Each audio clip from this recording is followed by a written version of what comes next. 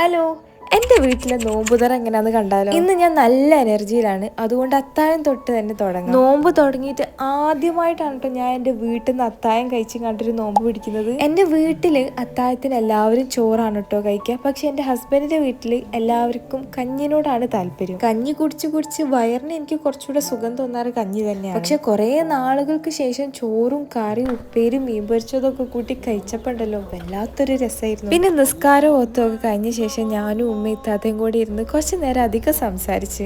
പകൽ സമയത്ത് ഓരോരുത്തരുടേതായിട്ടുള്ള പണിയിലായിരിക്കും, അതുകൊണ്ടായിരിക്കും അങ്ങനെ സംസാരിക്കാനുള്ള നേരം കിട്ടൂല. അങ്ങനെ സംസാരമൊക്കെ കഴിഞ്ഞിട്ട് എനിക്ക് കുറച്ച് വീഡിയോക്ക് വോയിസ് എടുക്കാനുണ്ടായതുകൊണ്ട് ഞാൻ ആ പണിയിലേക്ക് അങ്ങ് പോയി.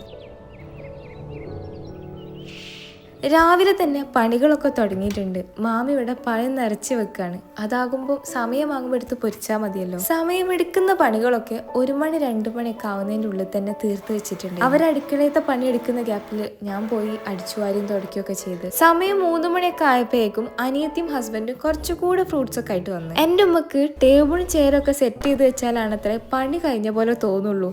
എല്ലാവരും ടേബിൾ പിടിച്ചിരുന്നത് ആകാംക്ഷയിൽ നോക്കി നിൽക്കുകയാണ്. ഈ തവണ വീട്ടിൽ വന്നപ്പോൾ ഈ കടലാസ് പൂവിന്റെ മുകളിൽ കുറച്ചധികം പൂവിട്ടിട്ടുണ്ട്.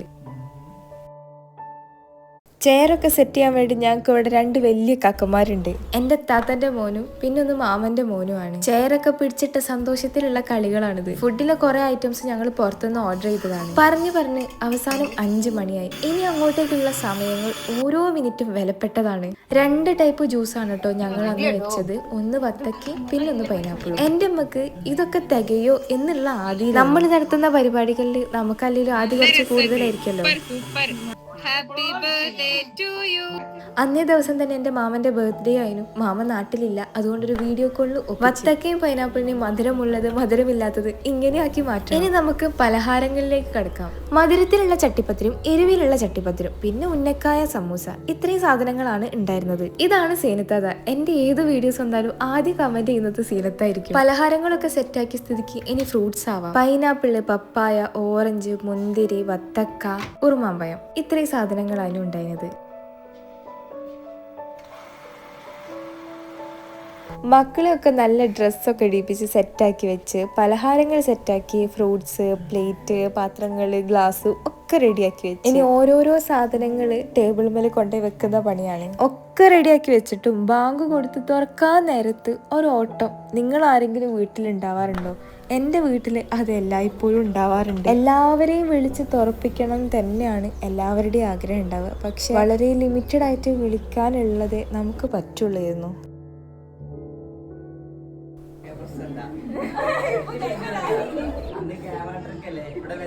നോമ്പൊക്കെ തുറന്ന് നിസ്കാരമൊക്കെ കഴിഞ്ഞ ശേഷം പിന്നെ കുറേ കഥ പറച്ചിലുകളായി. പണ്ടത്തെ ഓരോരോ കഥകളൊക്കെ പറഞ്ഞിട്ടുള്ള ചിരികളാണ് കേട്ടോ കാണുന്നത്.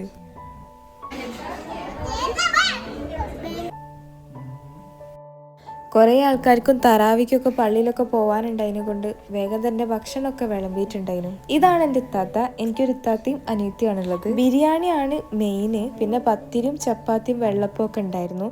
അതേപോലെ തന്നെ ബീഫ് വരട്ടിയതും മീൻ പൊരിച്ചതും ഒക്കെ ഉണ്ടായിരുന്നു. എല്ലാവർക്കും ബിരിയാണിയാണ് കൂടുതൽ ഇഷ്ടപ്പെട്ടത്.